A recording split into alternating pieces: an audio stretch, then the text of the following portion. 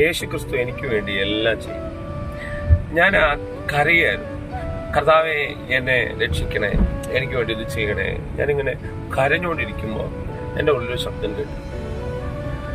ഞാൻ ഇത്രയും കരഞ്ഞ് ഇത്രയും നിലവിളിച്ചിട്ട് ഒരു മാറ്റമൊന്നുമില്ലല്ലോ കർത്താവെ എന്ന് പറഞ്ഞു. അങ്ങനെ ഞാൻ നിരാശയിലിരിക്കുമ്പോഴാണ് ഈ ശബ്ദം കിട്ടുന്നത്. അപ്പോൾ കർത്താവിനോട് പറയാം, ഗത്സമനയിൽ ഞാൻ കരഞ്ഞതുപോലെ നീ കരഞ്ഞു. വിയർപ്പ് ചോരത്തുള്ളി പോലെ വീണു.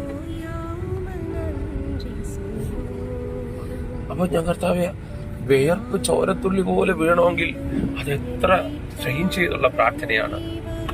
കർത്താവ് എനിക്ക് ബോധ്യം തന്നു, ആ പ്രാർത്ഥന നിനക്ക് വേണ്ടിയായിരുന്നു. നീ കരയാതിരിക്കാനാ ഞാൻ അന്ന് അവിടെ കരഞ്ഞേ. അപ്പൊ ഞാൻ കർത്താവ്, ഞാൻ കരയണ്ടേ? അപ്പൊ എനിക്ക് ഓരോന്ന് കിട്ടാൻ അല്ലെങ്കിൽ എന്റെ ജീവിതത്തിൽ മാറ്റങ്ങൾ വരാൻ ഞാൻ കരയണ്ടേ? മോനെ, ഞാൻ ക്രൂശിലേക്ക് കയറാൻ അതുവരെ ഉള്ള ബലത്തിനായി ഞാൻ പിതാവിനോട് പ്രാർത്ഥിച്ചത് ഒരൊറ്റ കാര്യമുണ്ട്.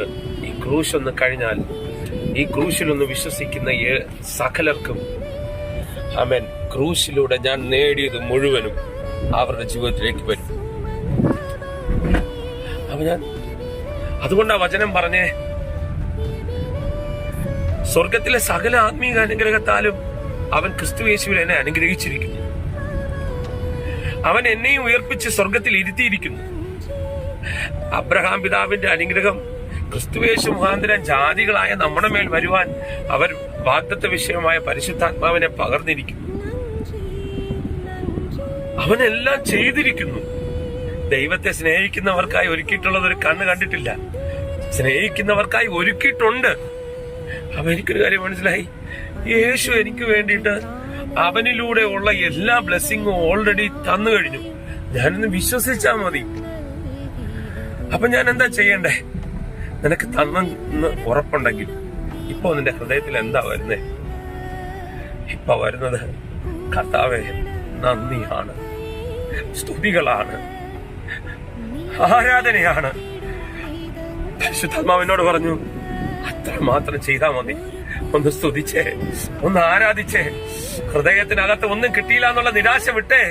അവൻ ദൈവം നിനക്ക് എല്ലാം ചെയ്തിരിക്കുക. യേശുക്രിസ്തുവിലൂടെ അവൻ സ്വർഗത്തിലെ സകല ആത്മീക അനുഗ്രഹത്താലും ഭൂമിയിലെ സകല ഭൗതിക അനുഗ്രഹത്താലും അവൻ നമ്മെ അനുഗ്രഹിച്ചിരിക്കുകയാണ്. കാരണം അവിടെ നിന്ന് പറഞ്ഞു, എന്റെ നാമത്തിൽ നിങ്ങൾക്ക് എന്ത് നഷ്ടപ്പെട്ടാലും അതിന്റെ 100 ഇരട്ടി ഇവിടെ തന്നെ നീ അനുഭവിക്കും. അപ്പോ നീ കരയാനല്ല, നിലവിളിക്കാനല്ല, ചെയ്തതിനായി നന്ദി യേശുവേ, തന്നതിനായി